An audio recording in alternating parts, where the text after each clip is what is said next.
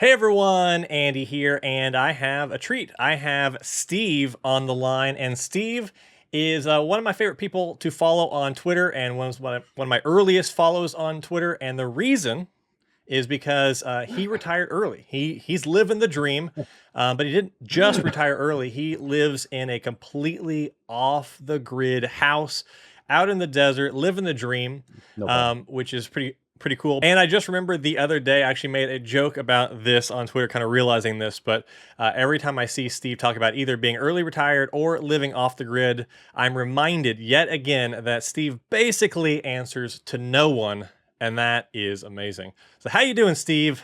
Thanks for being here. I I am doing very well, thanks for that. That was one of the best intros I think anybody has ever given about my lifestyle. I answered to no, and really that's true to some degree, but I am married, so I don't answer literally to nobody, but I answer Yes. to far fewer people Yes. than I think the majority of the population does. That's for sure. Answering to your partner is a much more equitable situation though than the Exactly. alternatives, yes. Exactly. Yeah, yeah. It works for both of us.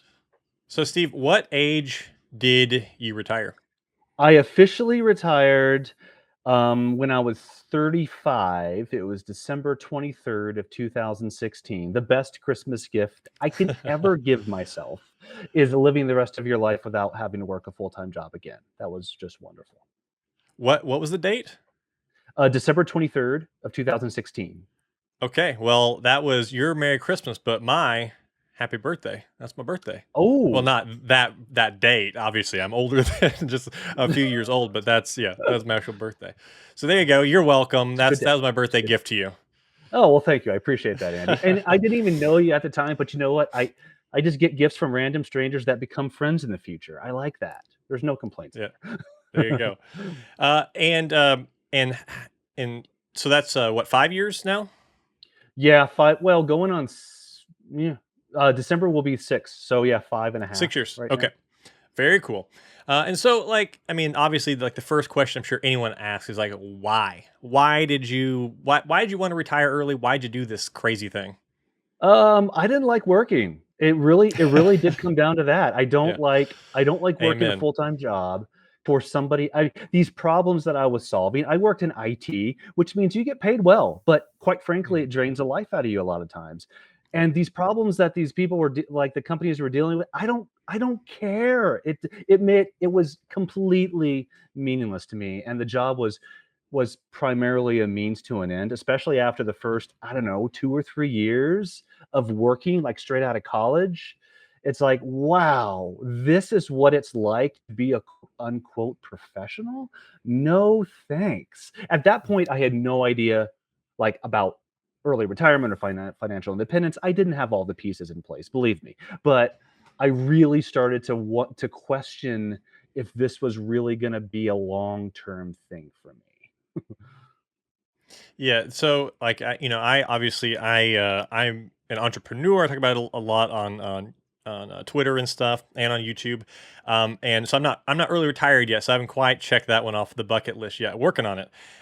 But I think some of the motivation is the same between entrepreneurship and like early retirement. It's the normal day-to-day job and that kind of lifestyle, and wake up, go to work, come home, watch your Netflix, go to sleep, repeat, the next day, Yep. do it over again until you're 60, is not appealing.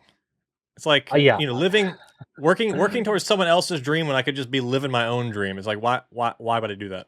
That's right, that's right. I really cannot imagine doing that, and I don't mean that to be a criticism to anybody else who is. I mean, a lot of people Mhm. out there don't realize that Yeah. financial independence is within their grasp, and I mean, that's why I spend so much time doing, on podcasts and on Twitter and in other social media outlets. I want other people to know that this is possible. It may not be possible by 35, but quite frankly, who cares? I mean, that's just a number. Yeah, I retired insanely early, but that doesn't mean if you don't retire at 45, it's not just as big of an accomplishment. It's going to look very different for you, but the bottom line is understand that it is possible. It is within your grasp, and that really starts the ball rolling downhill, and it's a wonderful thing.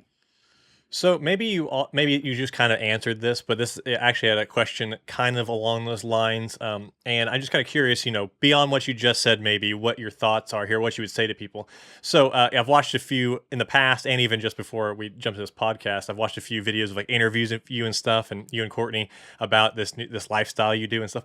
And there's themes in the comments that people leave on these videos, but one which I have to laugh at because I get this in my own version, like, oh, it's must be nice or so easy to say because of whatever. But there's this thing is like, oh, it was so hard to retire early because you were only making 230,000 a year combined and saving 70% of your income. Like, what do you say to people who say stuff like that? I say, yeah, it's way easier to retire early when you have a high income. There's no question about that. But just because you make a high income, that does not mean you're going to retire early. There's a lot of people, and I cannot stress this enough, a lot of people, high income people who work in IT or some other profession, making just boatloads of money, but they don't like what they're doing. So yeah, it's easier, but that doesn't necessarily mean it's going to be easy. You still need to understand that this is possible for you. You still need to make goals and put all of these things into place to actually make it happen. Your income is just one part of the wealth building timeline. It's that is by far not the easiest thing to do, to increase your income to 200K between you and a spouse. But quite frankly, even if you are there, there's still a lot of other pieces to put in place. And it's not necessarily the easiest thing to do if you're a high income earner, because guess what? If you earn 200K a year, what are you gonna, I mean, you're working hard. You're making good money. You deserve Yeah. the nicer things in life, the $200 restaurants every now and then, the season tickets to your favorite sports team, whatever. Those things just come naturally when you make a high income. So it's not as easy as a lot of people think. The dreaded words of trying to achieve financial independence. I deserve this when it comes to purchasing things. I deserve this. Like, Exactly. it's all a balance. You can absolutely enjoy things and still do stuff and give yourself things you deserve. But if that's the only thing you do, well, then what's left over to actually, retire or whatever? Exactly. Exactly. I mean, if you want the $3 cup of coffee, I mean, if that really makes your day to stop by Starbucks and pick up, fine, do it. Who cares? I mean, when you think big enough, that that $3.50 cup of coffee is going to be meaningless to your Yeah. financial independence. That is such a small thing. Yes. Now, if that adds into lunches every day and dinners every day out and all of these other expenses, yes, those do absolutely add up. But Mhm. your life cannot feel like a sacrifice. If it does, you are not going to achieve financial independence because your life is going to feel just like it's draining to you. You work hard, but you can't enjoy yourself. So yeah, Yep. I completely agree, Andy. Your life, you can do some of these things. But once those things become a part of your lifestyle, that's where lifestyle creep comes into play, or lifestyle inflation. And when you spend the majority of your income, regardless of how much you make, if you spend the majority of your income, nobody is achieving financial independence and nobody is retiring early. Yes, lifestyle creep is like the silent killer. I mean, it's so easy to succumb to. I still have to me and my wife have to still like keep ourselves in check with that stuff, and also with the like the salary things, like so easy, making this high salary and stuff. But I would assume and guess that you didn't start your career making that money. You worked hard and worked your way up to switch jobs or what have you to get to those levels to then be able to live extremely low expenses and save as much as you possibly can.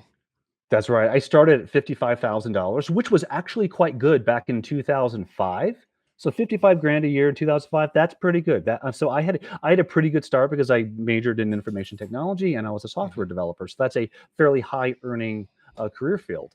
But yeah, over the years, I just slowly worked my way up using these career strategies that, quite frankly, I didn't enjoy what I was doing, but I knew how to play the game. I really did, and that's you know, se- It's not necessarily office politics. I wasn't involved in office politics, but I just knew how to put myself into the position to get promotions and raises. And I switched companies 5 times in 14 years. And every time I switched companies, I got a 15 to 20% raise every time. So I think that if you believe in company loyalty, I mean, there is going to be some exceptions here and there, but if you believe in company loyalty, you're probably leaving a lot of money on the table. Oh yeah, and I'm also, I mean, there, like you just said, there's always exceptions, but I personally am of the belief that company loyalty is just BS. It's like, these companies that you're like loyal to and sticking with, it's a mainly because you're fearing change, or you don't want to That's right. confront or deal with it, but two, Yep. they would drop you in a heartbeat if they had to. Like, no one is so invaluable to these companies. Like, I don't know. It's a bunch of bunk in my mind. Everybody is dispendable. Yeah, yeah, exactly. If money was a problem and the company need to shed some of their staff, guess what? They're going to shed their staff. They're going to do what's in Yep. their best interest, and you as an Mhm. employee need to do what's in your best interest as well. That's key.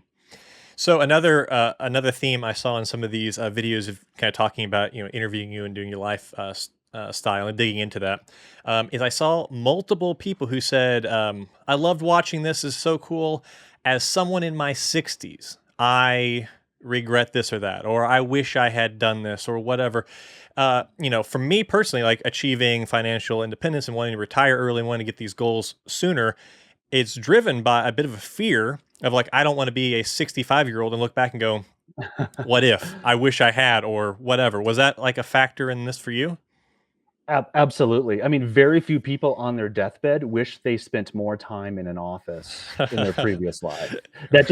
That doesn't happen. And Yeah. yeah, if I didn't retire in 2016, I'd probably have another $500,000, maybe even more. Who knows? Yeah. But you know what? Nothing can replace, no amount of money can replace the last 5.5 years of being able to travel the country and do whatever the heck I want to do with my wife. There's no replacing that. And if I had to do it all over again, guess what? I might even retire sooner. I'm a very, very risk Nice. tolerant person. My wife is not. She's the opposite. She's way more risk averse. So just to make sure that we were both on the same page and we were able to accomplish this, I think I worked a little bit longer than I probably would have. But for the most part, I would have made no changes because there's no replacing the freedom of being outside of an office and never worrying about money. Yeah. So, how much did you retire with when you retired at 35? The day that I retired, we had a net worth of $870,000. And today, that's like, oh, that crazy. You don't even have $1 million. How could you possibly quit without a Hmm. million dollars? Well, two things. One, that was back in 2016. Money was different back then. Inflation wasn't quite as insanely rampant as it is today. But Wait, are you telling two, me that 9.1% is insane? I don't know. yeah, exactly. That's perfectly normal, right? Yeah. Right. Gee, I sure hope Crazy. not. And two, we are very flexible people, which Hmm. means we are willing to cut back if we have to. Quite frankly, if everything hits the fan and our net worth just plummets, guess what? I'll go back to work. I'll do something. Will I go back to the same job, making the same money? No. But guess what?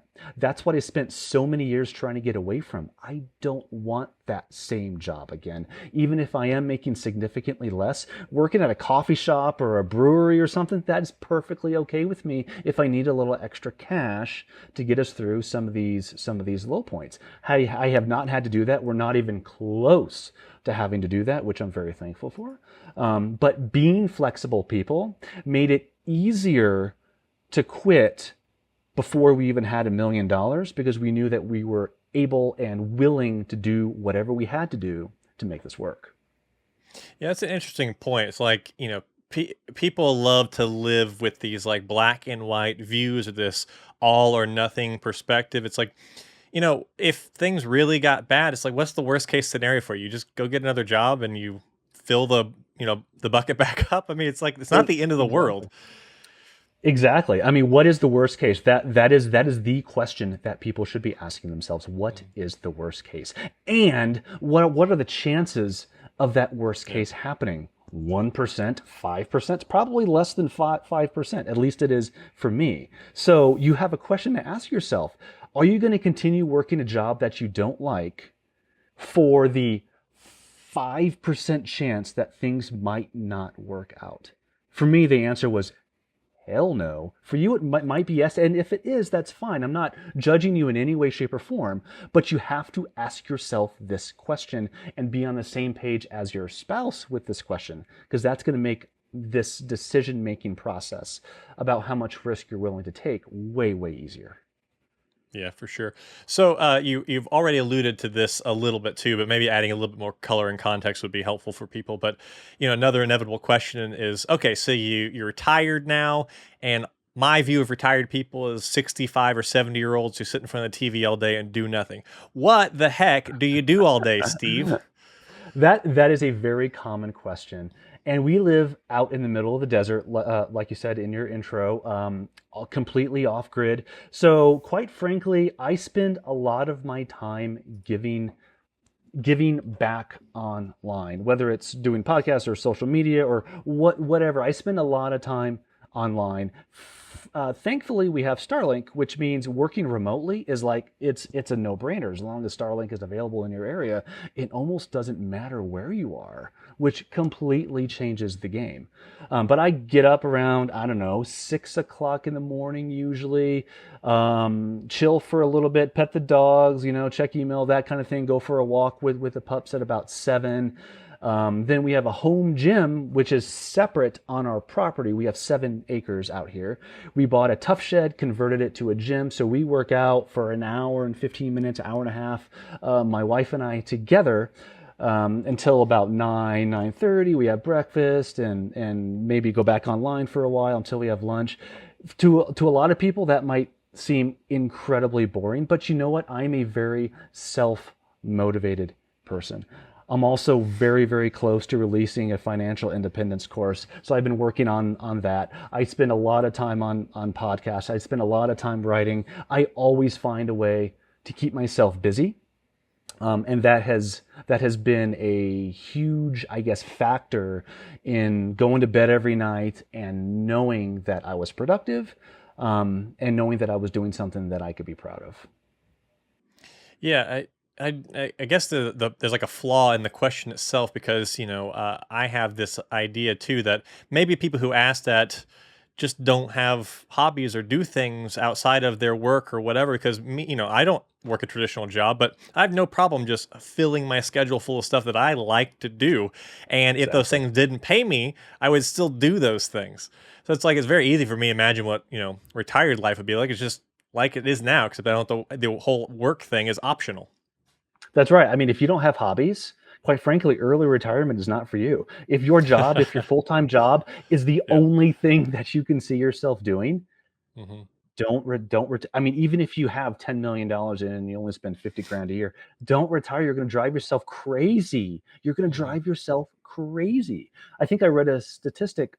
I don't remember where it was from. Like early retirees are more likely to die early, quite frankly.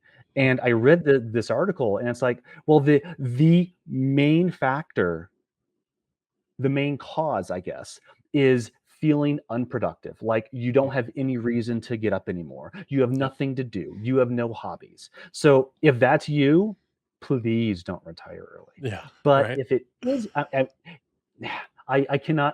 really cannot stress enough the critical nature and having something to do outside of your job. And if you do Oh yeah. harbor ideas of retiring early in the future, really give some thought about what's going to fill your day, what's going to fill your time every single day. Because it might seem like an easy question to answer, but once you actually get there, it might be harder than you think. Yeah, and that's the other thing too. It's like people respond to this whole idea of you early retired and early retirement in general, and like that's not for me. I could never do that. It's like, well, okay, it's not for everybody. It's an Sure. optional thing. It's like a Yep. choice in life. It's like because Steve talks about this, or because I like to talk about financial independence, or like living an alternate lifestyle or whatever with entrepreneurship or crypto, fill in the blanks. We're not suggesting that everybody should or could do this. It's just presenting what has worked for us and excitedly and passionately sharing this in the hopes that if somebody else similar to us out there who wants these things, they will then chase it instead of just living their life until their deathbed and then looking back and going, I should have done that. Yeah, exactly. And there's a difference. I really want, if you take nothing else from this podcast, please listen to this statement. There's a difference between financial independence and early retirement. Early retirement is not going to be for everybody. If you want to work for the rest of your life, that's great. No judgment whatsoever. However, the financial independence part is so unbelievably critical, because once you are financially independent, you can lose your job tomorrow and you don't care. You could spend Yep. 3 months traveling, just kind of figuring out what you want to do with yourself, or 6 months, or even a year, whatever that looks like to you. Not having to work a full-time job just to pay your living expenses, that is Yep. the important part. That is the critical part. So while early retirement might not be for you, financial independence needs to be for you, because it gives you options, it gives you flexibility, and that means you are way more financially healthy and you can withstand almost anything that the economy throws at you. Yeah, that's a really, really strong point. That is very much worth mentioning because, yeah, when I think about it like that, yeah, financial independence is something that I would recommend for every single person because having achieved some semblance of that myself, I mean, I've got all these passive income things and I do have substantial investments at this point, and I've basically largely made myself unemployable when it comes to like a normal job. Uh, I'm able to see opportunities in things and with money attached to them and go, I don't want to do that, or I'm not going to do that, or I knowing I don't have to, just having that freedom, that feeling, that flexibility. It's a very powerful force. It's very freeing. It's very liberating, and I recommend that for everybody. Yeah, absolutely. I think the problem, and this might sound strange to say, but the problem is a lot of people like their job, so they don't Yeah, really understand, or yeah, financial independence is not their goal because they think they'll work forever. But you know what? Things change. Companies go out of business. Maybe you get a new boss you don't agree with. Things change so quickly. So even if you hmm do like your job, even if you never see yourself quitting, there's still so much value in achieving FI, because if something does happen, it's not going to affect you. yep. Yeah, that's the other thing too. Yeah, I enjoy my job, but the second you have a new boss and that new boss doesn't like any of the ways that things used to be done, your life might be completely different. And it's just And such a that cool happens. feeling. To Be Yep. like, okay, well, I quit, and then you have like Yep. no qualms about it whatsoever. Exactly. I'm done. I'm gonna take 3 months and kind of veg and decompress, hmm and then I'll work again.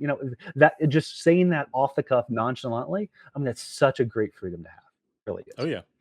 And you did mention this a little bit too, in talking about like what do you do all day, what do you do in your life? I mean, y'all also do. You don't just sit there in the at the house, 24/7. Y'all do travel a lot and go places and things like that. And now you have that freedom to do that, right?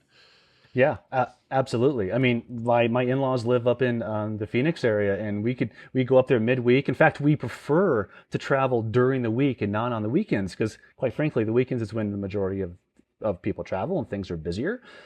So we like to live as off peak as we can, Mm. and not working a full-time job. Being financially independent enables us to rent an Airbnb in Bisbee, Arizona, which is what we did last week for my birthday, Monday through Thursday, and not like a Thursday through Monday, because that's a very different thing.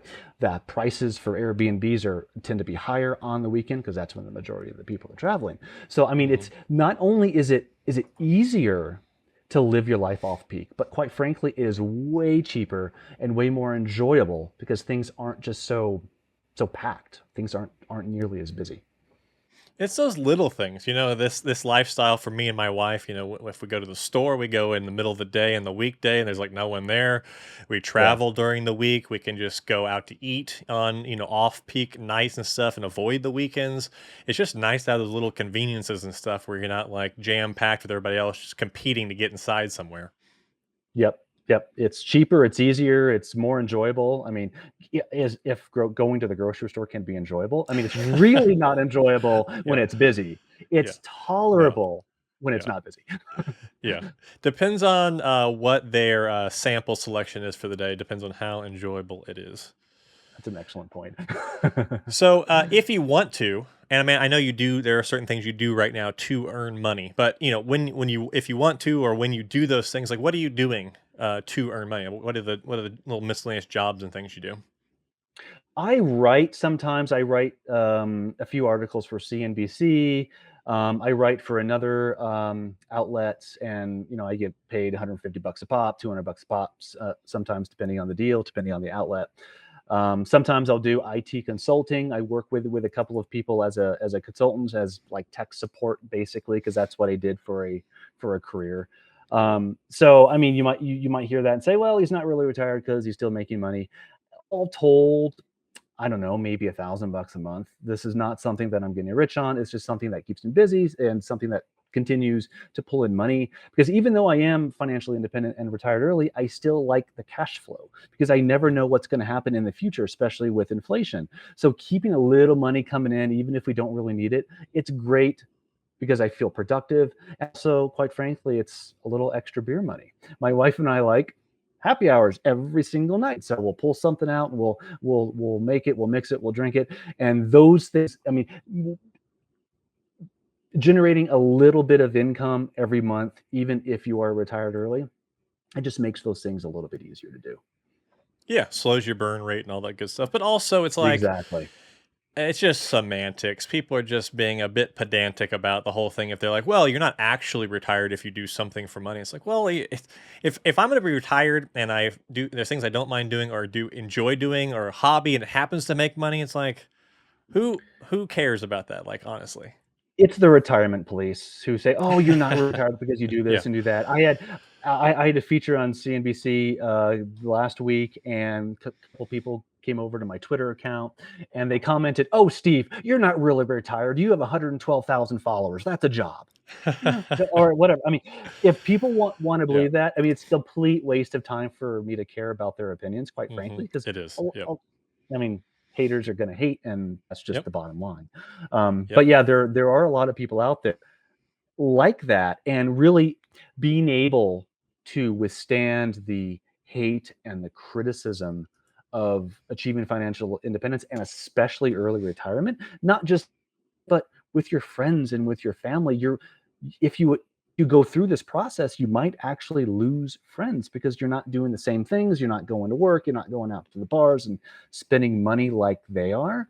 So that's another component of this. You kind of have to be ready for that because Yep. you will lose some friends, and family might reach out and understand that you have some money, and they might ask you for help here and there. And it's like, what are you going to say when that happens? I mean, that's a huge gray area. It's going to be very different for everybody, but for the most part, that happens in some degree to almost everybody who does this.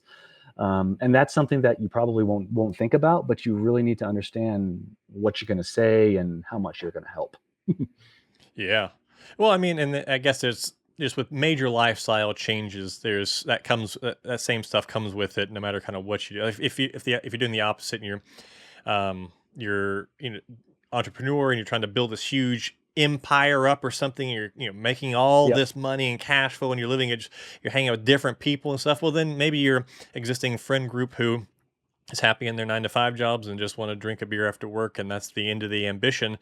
If you can still be friends with people like that, but you might lose some of those people along the way if they don't understand it, or don't understand why are you ambitious about this, or why did you make the choice to stop doing that and go live in the desert. There's just people just don't understand certain changes and stuff, and Yep. it's tough. It's just life moving forward. Yeah, yeah, exactly. I mean, I found that the majority of my coworkers weren't really friends. They were just acquaintances Yeah. anyway, just acquaintances based on convenience because we both happened to work in the same office. Hmm. So I mean, it wasn't a huge deal. I don't really interact with my former coworkers, not because we don't like each other or because there was some argument or something. We've just moved on, and I think Hmm. that's perfectly okay. Yeah. So with the even though it's not large amounts of money that you're kind of pursuing and trying to make each month on the side and stuff while living early retired, with any of that money, are you adding to investments, or is it everything just staying as is?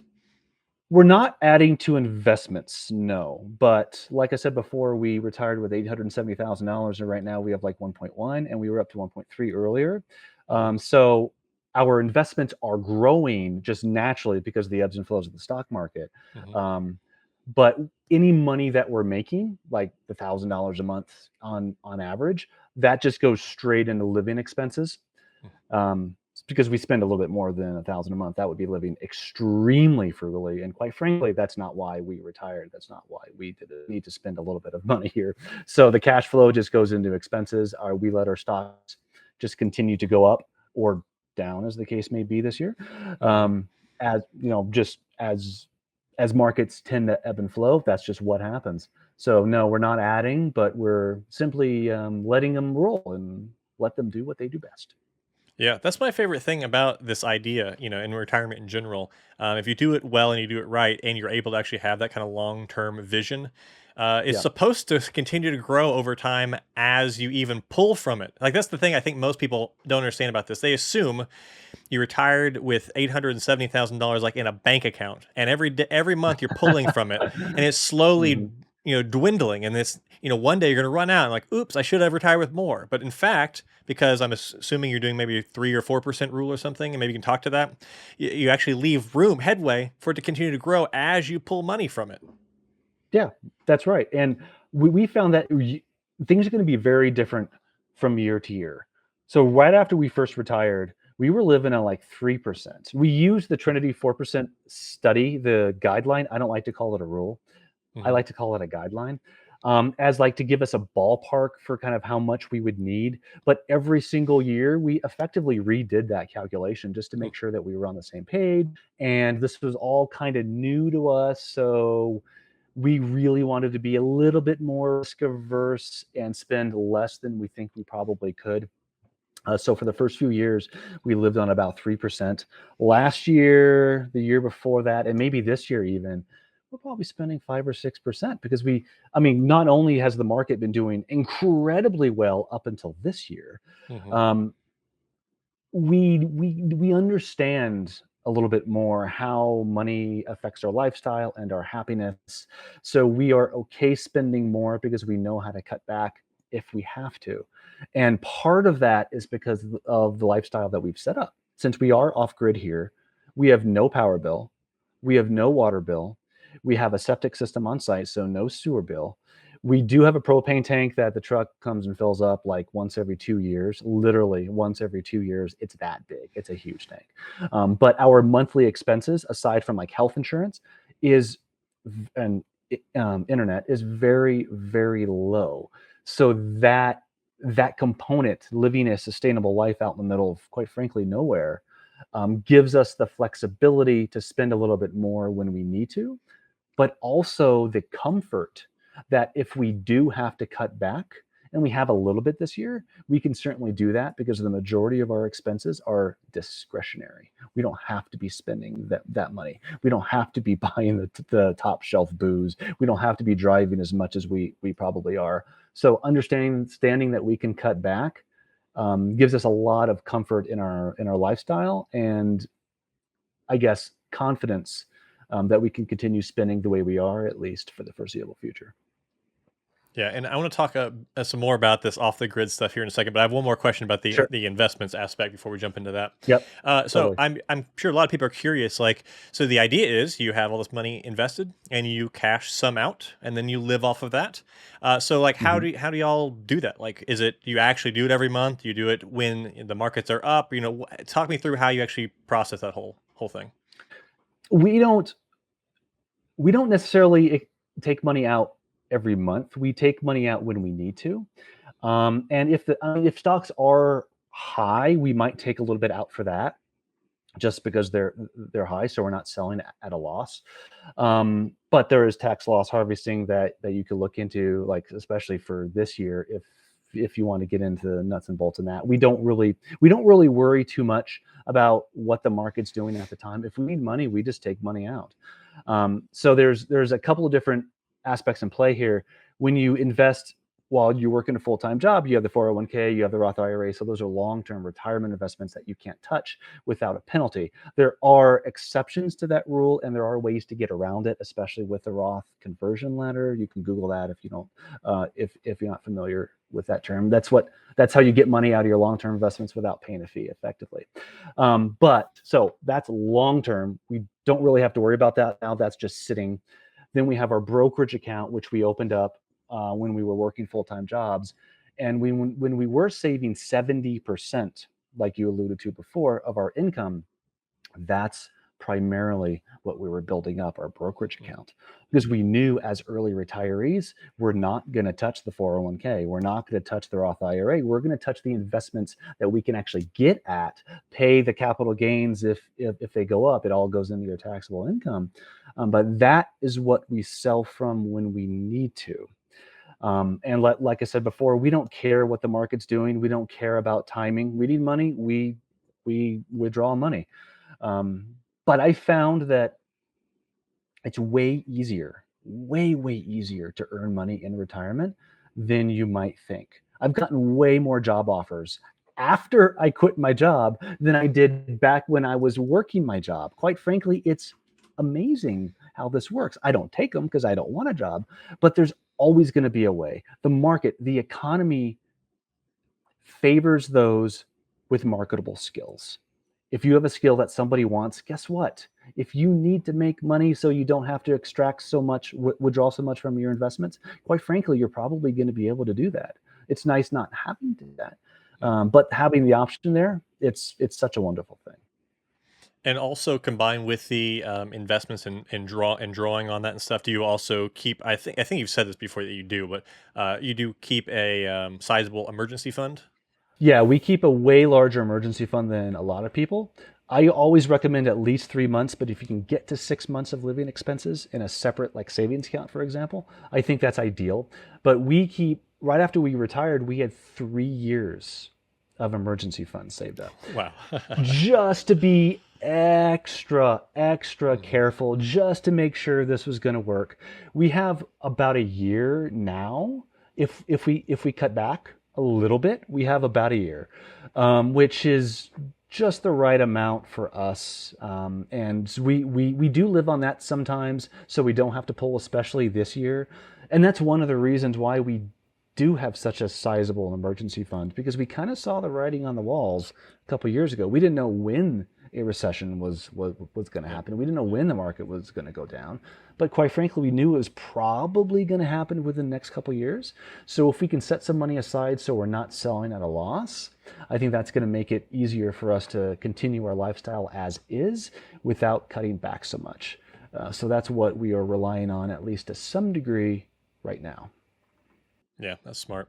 Okay, so let's talk about this house you live on these acres and stuff. This is one of my favorite things that you've done. I'm kind of an off-grid geek myself. At some point, probably our next house or something, I wanted to be able to like be independent if it needs to be like full solar and battery and rainwater collection, the whole thing. So kind of give me a picture of what your kind of situation is there, what the setup is. Well, we have 7 acres out in southeastern Arizona, out in the middle of the desert. We do have a neighbor probably 300 yards behind us, but other than that, we can't really see our neighbors. We have 3,700 watts of solar on 2 solar banks that rotate on a pole. So I could physically move the bank of solar panels so they point right at the sun when we need to.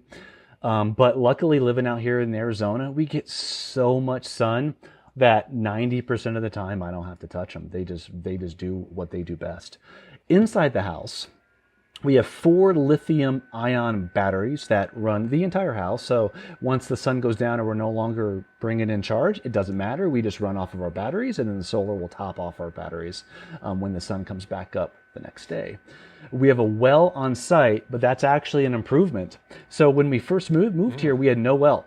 Nothing. We had a freshwater tank behind the house, and that's what fed the house with water. But how do we fill it? So we had a guy come in and fill us up a few times a year. It's a water service in this area because a lot of people live like that. They live with a water tank behind their house. They don't have a water system like a city water. That just doesn't exist out here. And we also installed gutters on the house, so we would actually capture the rainwater, funnel it into our freshwater tank, filter the heck out of it, and then that's what we would use inside the house. But after an incredibly dry summer, we bit the bullet and installed a well, which was about $25,000 for a well. Was not cheap, but we didn't see like rain collection being a long-term solution for us. So now we have that, which is great. Runs off of our solar system. We have as much water as we can possibly stand. We have as much power on a sunny day as we can possibly stand, and most days are sunny.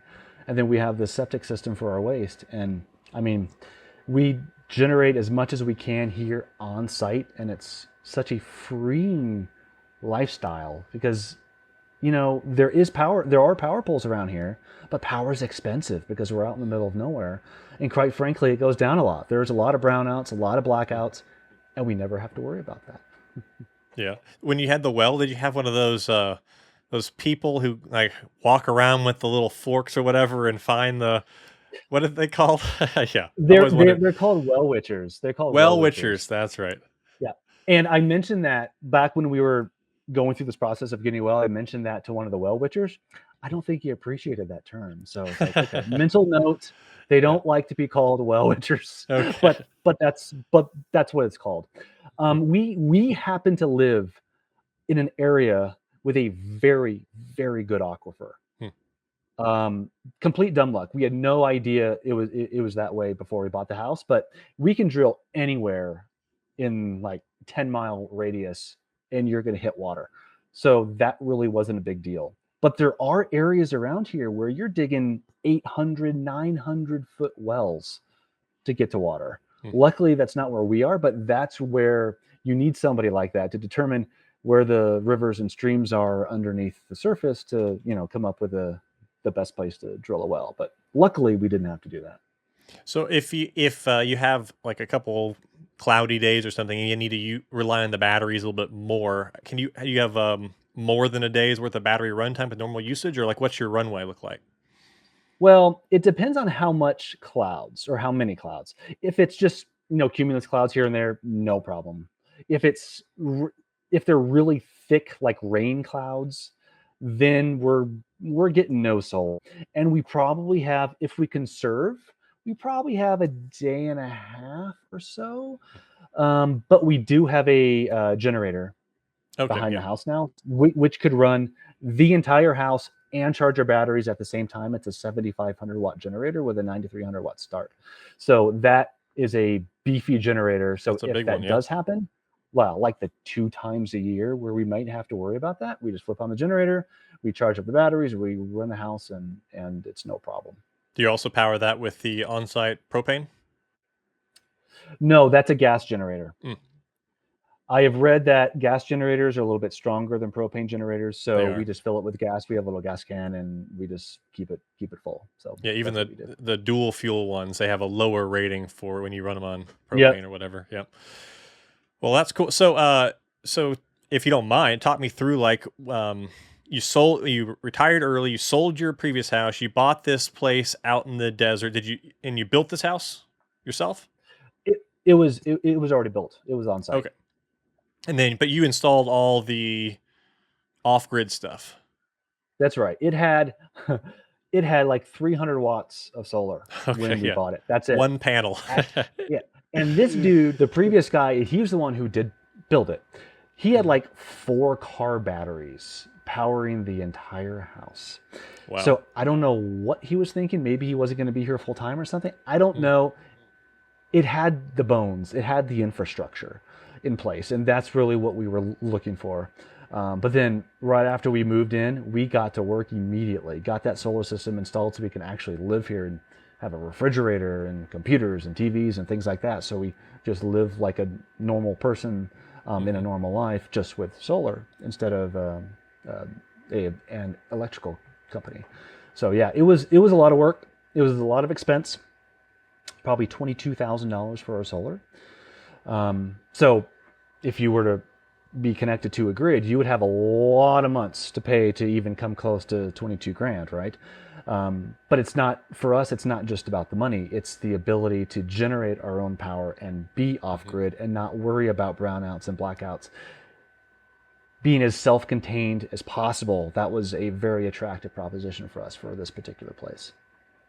My sole motivator for one of our next houses and stuff and having full solar and full battery has nothing to do with electricity costs, nothing to do with saving and counting the pennies until Yep. I make it all back because I don't care about that. Even though that's what like number one complaint people have is like you'll never make your money back. Like, I don't care. I want to be able to be online 24/7 even when our terrible Texas power grid shuts us down for a week, which they did when the snow hit the ground. We had no power here at our I house for heard, one I whole heard week, about that.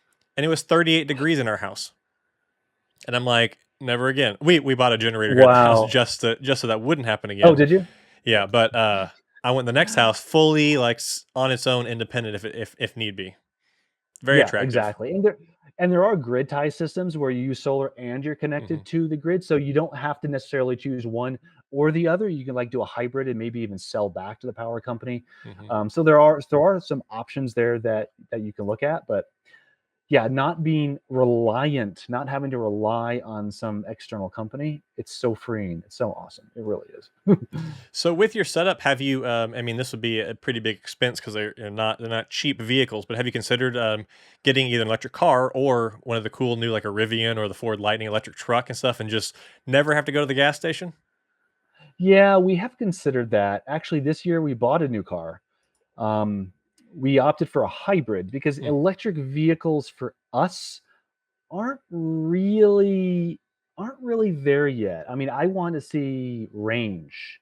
I yep. want to see more of a range. And being out here in the middle of the desert, we're driving quite a bit. And at our local Safeway, which is 45 minutes away, there's not exactly charging stations Mm, there. So, I mean, if anything goes wrong, guess what? You're worrying about the battery in your car. So mhm, maybe our next vehicle will be fully mm. electric, but for now, a hybrid was like a good stopgap.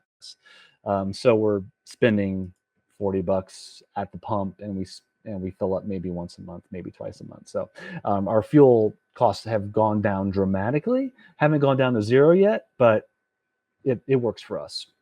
Yeah, that's. I mean, with me and my wife being doing an entrepreneur lifestyle, but also just working from home, and most places we go to are local anyways, are pretty close. Yep.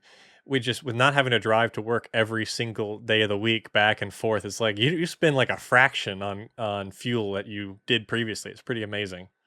Yeah, if you live in a city with lots of plug-in options, I mean, even if it's like a plug-in hybrid, so it's not a full EV, I mean, that's a great option. I could see where you wouldn't fill up at all, even if you have a plug-in hybrid, which means it does take some gas.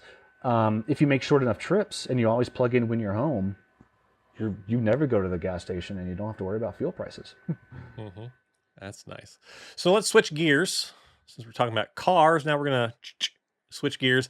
Let's talk about some more money related stuff. So one of the Sure. things that we've talked a little bit about here and there is crypto. I obviously am huge into the old crypto space, and you are kind of my opposite. Now you do have some exposure, which I commend you on that, but you are all stock market, whereas mostly stock market, whereas I'm mostly crypto. So one, I just want to get your just general thoughts on crypto, and we can dig into a few other things too. But what do you think about crypto, Steve? Who Loaded would ask me question. that? I'm not a crypto guy. I'm not anti-crypto. I'm just not a crypto guy. I've made the majority of my money in the stock market. I believe that the stock market has 100 years of history of making people rich. Mhm. And that track record, I think, is what makes me a little bit hesitant to go somewhere else. And quite frankly, I find crypto a little confusing about where to invest and keeping it safe and like these keys you have to store on these cold storage. It's like I don't want to, dude. I just want to make money. I don't care about keeping my coins safe. It's just not my thing.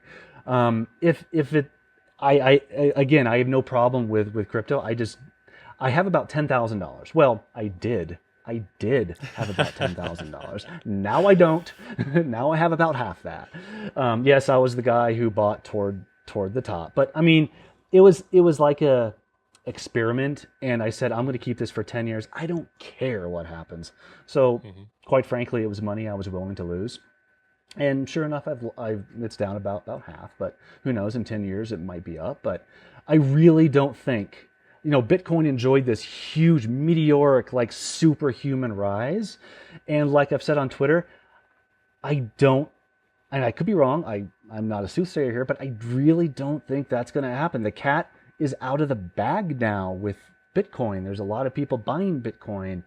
Quite frankly, there's a lot of pump and dump schemes too. So, I mean, Hmm. is there an opportunity to make money? Absolutely. And quite frankly, Andy, I really commend you for going all in on this. I mean, you are going to, if Bitcoin goes back to like 60 grand, 70 grand, 80 grand, maybe 100, you are going to be the filthy richest guy on Twitter, and that includes Elon Musk, because you have really gone in with this, Watch and I out, really do Elon. commend you. But I know, right? But yeah, it's not happening for me. It probably won't happen for me. I mean, something might change, but I don't know, man. It's just not my thing. Interesting. A lot to unpack there. So one thing, yeah, I agree with you. A lot of really hardcore crypto folks love self custody. Love the idea of got your keys, you control your coins, all that good stuff. But I think I'm a little bit different than most hardcore crypto people in that I love that feature of crypto. But for people in a first world country, I think that most people don't care about that and don't want to deal with that. I think I'm a little bit more my eyes are a little bit more open to that idea that people in the U.S., for example, most people don't want to hold the keys and control the coins, and if they lose those keys, their coins are gone. That's a very Yeah, scary prospect. Which is why I'm kind of like a big tipping point, especially in the US, is going to be when we finally have a spot ETF for Bitcoin. You can just with your Vanguard brokerage account actually buy 1-to-1 exposure of Bitcoin. that would entice me. Yeah, Yeah. absolutely. Yeah, but I do recognize that, and I agree with you. However, in other countries, it's a very powerful thing that you can take your failing fiat currency, whatever it is, hyperinflated.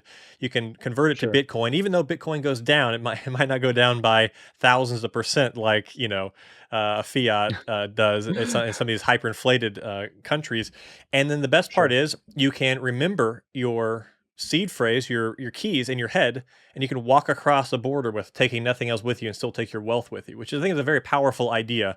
Certainly not easy. It's certainly not for that aspect's not for everybody, but I really do appreciate that piece of it. But yeah, we're pretty far removed from that in this country. So what do you when you bought? And I do appreciate your good service of buying at the top, Steve. I've told you before. Appreciate Everyone's that. got to Yeah, do it at some point, right? I've done it. that's Uh, right. That's right. I was that guy. Yeah. Yeah, uh-huh. We all are.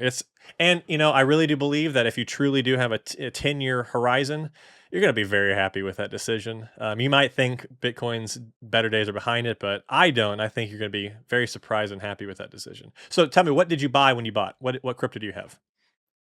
I have about actually 80% of my crypto is Bitcoin, and the other 20 is Ethereum.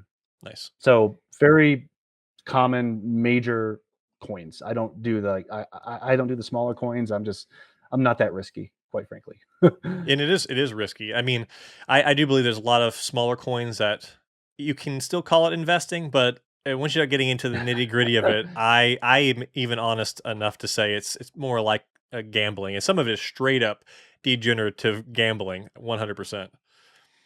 Yeah, whenever somebody asks me about crypto, or whenever I give like general like blanket advice as a non-crypto person, the Mhm. one thing I will say is if you're not if you don't know a lot about crypto, stick with the major coins with a lot of exposure, because that's going to give you the best chance of making money, and the lowest chance of just everything going to zero, which has happened, or hacks and people steal your coins. I mean, that's not a feature of or a feature. That's not a limitation of a coin specifically. It's more the cryptocurrency, the company that you bought the crypto from. But I think that gives you the best chance of making money while limiting your risk for sure. Yeah, I think most people who are, if they're just dabbling in crypto and stuff, would be best served just by buying Bitcoin, but or Bitcoin and Ethereum combo. But that's my place. So I want to know, give me your thoughts. Why you think Bitcoin's best days are behind it? The only reason why I think Bitcoin's best days are behind it is because I believe the cat is out of the bag.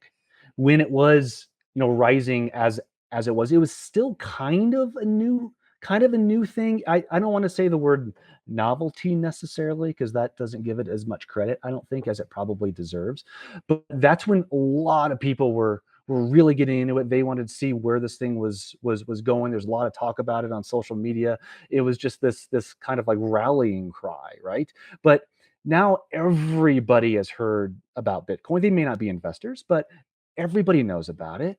And unless something like really major happens, I just don't see I don't see the atmosphere for another meteoric rise again. I don't see the atmosphere for the rallying cry that there was a few years ago.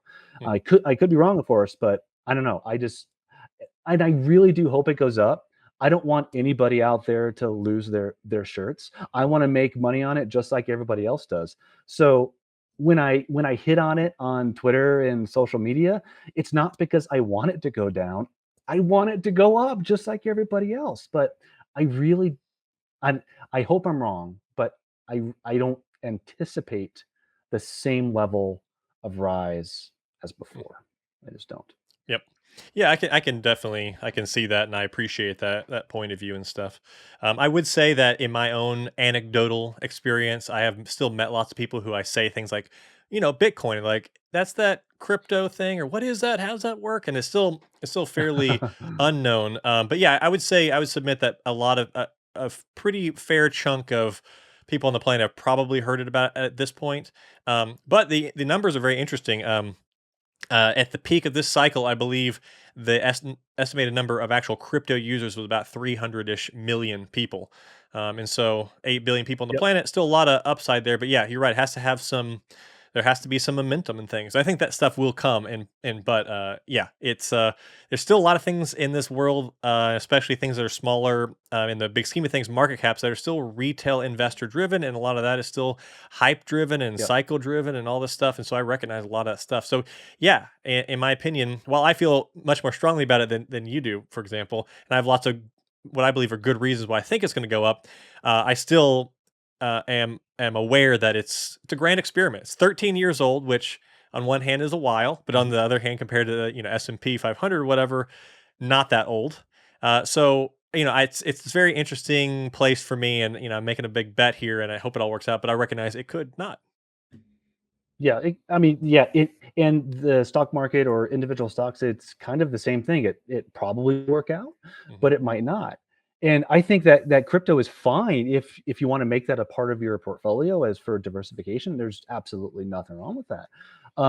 I tend to recommend just for normal people, keep it at like maybe less than 10%, unless you have a really high risk tolerance. But I mean, to each their own, I guess. If there's a lot of people out there who say, "Oh yeah, like 90% crypto," I don't even think you would recommend that for most people, Andy. Nope. 90% crypto. So what would you say, like for a typical investor, like how much of your portfolio, from a percentage standpoint, should be in crypto? I mean, if you're not a crazy crypto nerd like me, I think 10% is a very worthwhile percentage to pursue and try to achieve a good goal. But honestly, I've done several Twitter spaces and stuff where I've talked about this and people ask me this question, and I just want to try to convince people to do 1%. If you have if you're like a stocks person, or Sure. whatever, you're actually taking care of your finances, like what is 1%? Like take 1% of your net worth and put that thing into Bitcoin, and let's say it goes to Mhm. zero, you got 99% of your net worth remaining. Yep. Okay, lesson learned. But if that thing does another 1000x, which I think $1 million or $10 million Bitcoin is well within the cards if this actually becomes a world reserve asset, which is one of my theses for this investment. And I could be very wrong, but even $100,000 Bitcoin, even $500,000 Bitcoin, somewhere in that span, that is quite a return. Then all of a sudden, that 1% becomes 10 or 15% of your overall net worth. And you're like, okay, man, I'll Sure. sell some and I'll reduce the exposure, and then now I profit from this. Like, it's such an asymmetric bet, in my opinion. It's like a no brainer. It's like you wouldn't go back and say, "Oh, I'm not going to put any money into internet companies." Like the internet is this. Looking back on it now, is like it's an Yep. inevitable thing. It had a big bust, had this big correction, but then it's still here and it's changed our lives. I think cryptocurrency, I think technology infiltrating money and it becoming a global thing is inevitable. But I don't know. Those are my thoughts on that.